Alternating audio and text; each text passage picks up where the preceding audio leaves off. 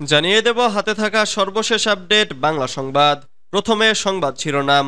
রাতে বিএনপির স্থায়ী কমিটির বৈঠক। এরপর জানিয়ে দিব শেখ হাসিনাকে ডুবিয়েছে ছেলেসহ 4 জন, বলছে ভারতীয় মিডিয়ার খবর। এদিকে সেনা সদস্যদের ওপর হামলা, গোপালগঞ্জ আওয়ামী লীগের 106 জনের নামে মামলা। আরও জানিয়ে দিব এখন বড় লড়াই বিপ্লবের বিজয়কে সুসংহত করা, বলেছেন মির্জা ফখরুল। সর্বশেষ জানিয়ে দিব রাশেদ খান মেনন গ্রেফতার। এতক্ষণ শুনছিলেন সংবাদ শিরোনাম, এবারে বিস্তারিত। তবে অনুরোধ থাকবে ভিডিওটিতে একটি লাইক করবেন এবং কমেন্ট করে জানিয়ে দিবেন কোন জেলা থেকে আপনি আমাদের এই ভিডিওটি দেখছেন। রাতে বিএনপির স্থায়ী কমিটির বৈঠক। বৃহস্পতিবার 22 আগস্ট বিএনপি চেয়ারপারসনের প্রেস উইং কর্মকর্তা শামসুদ্দিন দিদার এ তথ্য জানান। শামসুদ্দিন দিদার জানান, আজ রাত 8টায় বিএনপি চেয়ারপারসনের গুলশানের রাজনৈতিক কার্যালয়ে এ বৈঠক অনুষ্ঠিত হবে। জানা গেছে বিএনপির ভারপ্রাপ্ত চেয়ারম্যান তারেক রহমান সর্বোচ্চ নীতি নির্ধারণী ফোরাম জাতীয় স্থায়ী কমিটির বৈঠক ডেকেছেন।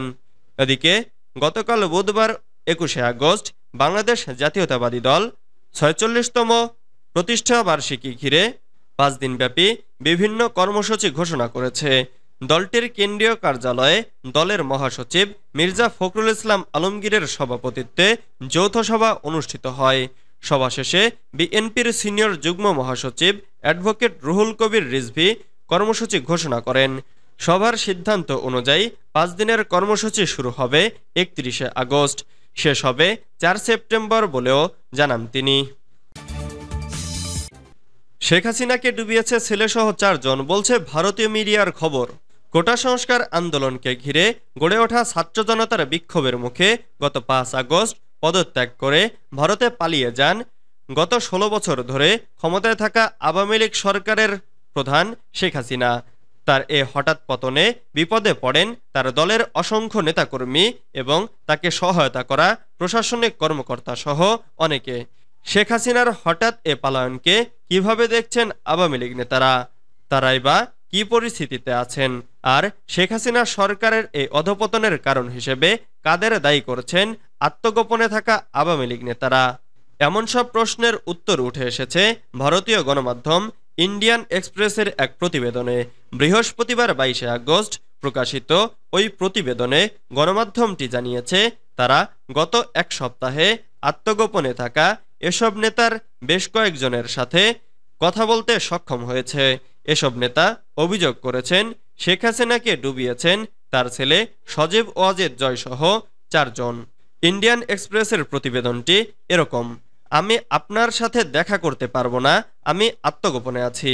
ফোনে কথা বলতে পারি, নিরাপদ কোনো স্থানে আমি আপনার সাথে দেখা করার চেষ্টা করব। আপনার গতিবিধি নজরদারি করা হবে, তাই আমি আপনার সাথে দেখা করতে পারবো কিনা জানি না।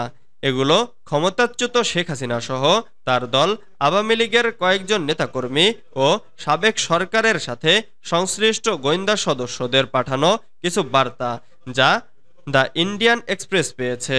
দ্য ইন্ডিয়ান এক্সপ্রেস গত এক সপ্তাহে এই ব্যক্তিদের কারো কারো সাথে অপ্রকাশিত অবস্থানে দেখা করতে এবং কথা বলতে সক্ষম হয়েছে। এই ব্যক্তিদের অভিন্ন কথা, হাসিনা দল ও জনগণকে পরিত্যাগ করেছেন। তাদের মধ্যে আওয়ামী লীগের এক নেতা বলেন, আপা আমাদের ছেড়ে গেছেন। সেনা সদস্যদের ওপর হামলা, গোপালগঞ্জ আওয়ামী লীগের 106 জনের নামে মামলা।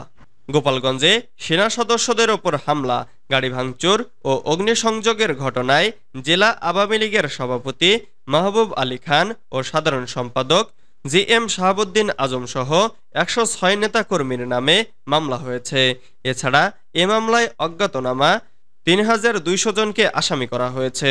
বুধবার 21 আগস্ট 10 ইস্ট বেঙ্গল, যশোর সেনানিবাস এবং গোপালগঞ্জ শেখ রেহানা টেক্সটাইল ইঞ্জিনিয়ারিং কলেজের অস্থায়ী আর্মি ক্যাম্পের commander lieutenant colonel Mohammad Maksudul Alam বাদী হয়ে সদর থানায় মামলাটি করেন।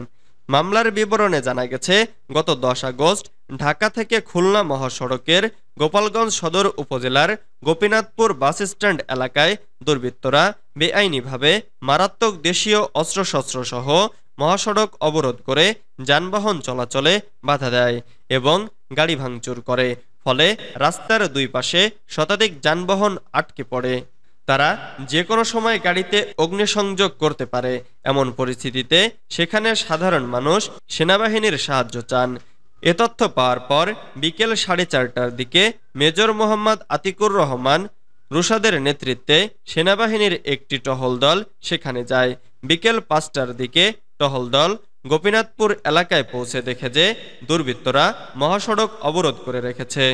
এক পর্যায়ে দুর্বৃত্তরা সেনা সদস্যদের ওপর পূর্ব পরিকল্পনা মোতাবেক হামলা করে এবং সেনা সদস্যদের হত্যার উদ্দেশ্যে কুপিয়ে আহত করে। এখন বড় লড়াই বিপ্লবের বিজয়কে সুসংহত করা, বলেছেন মির্জা ফখরুল। বিএনপি মহাসচিব মির্জা ফখরুল ইসলাম আলমগীর বলেছেন, গণতন্ত্রের জন্য তাদের দল সবচেয়ে বেশি ত্যাগ স্বীকার করেছে। ছাত্র জনতার বিপ্লবে ফ্যাসিস্ট শেখ হাসিনা পালিয়ে যেতে বাধ্য হয়েছেন। এখন তাদের সামনে বড় লড়াই হচ্ছে এই বিপ্লবের বিজয়কে সুসংহত করা। এটি করতে না পারলে আবার নব্য ফ্যাসিবাদ এসে হাজির হবে। গতকাল বুধবার রাজধানীর নয়াপল্টনে বিএনপির কেন্দ্রীয় কার্যালয়ে দল ও অঙ্গ সহযোগী সংগঠনের যৌথ সভা শেষে সংবাদ সম্মেলনে তিনি এসব কথা বলেন। দলের প্রতিষ্ঠাবার্ষিকী উপলক্ষে এই সভা হয়। সভায় নেওয়া সিদ্ধান্ত অনুযায়ী মির্জা ফখরুল 5 দিনের কর্মসূচি ঘোষণা করেন। বিএনপি মহাসচিব বলেন, এখন জনগণকে দায়িত্ব নিয়ে অর্জিত বিজয়কে সুসংহত করতে হবে।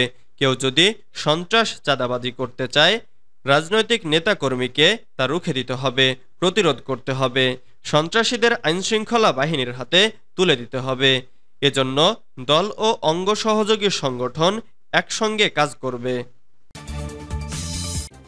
রাশেদ খান মোমেন গ্রেফতার। রাজধানীর বনানীর বাসা থেকে ওয়ার্কস পার্টির সভাপতি রাশেদ খান মোমেনকে গ্রেফতার করা হয়েছে বলে দাবি করেছে তার দল। বৃহস্পতিবার বিকেলে ডিএমপির একটি সূত্র তাকে গ্রেফতারের বিষয়টি নিশ্চিত করেছে। ওয়ার্কার্স পার্টির কেন্দ্রীয় কমিটির সদস্য মোস্তফা আলমগীর রতন গণমাধ্যমকে বলেন, রাশেদ খান মোমেনকে তার বনানীর বাসা থেকে 5টা 15 ডিবি পরিচয়ে গ্রেফতার করা হয়েছে। যেহেতু ওনাকে ডিবি গ্রেফতার করেছে, তাই ডিবি কার্যালয়ে থাকার কথা।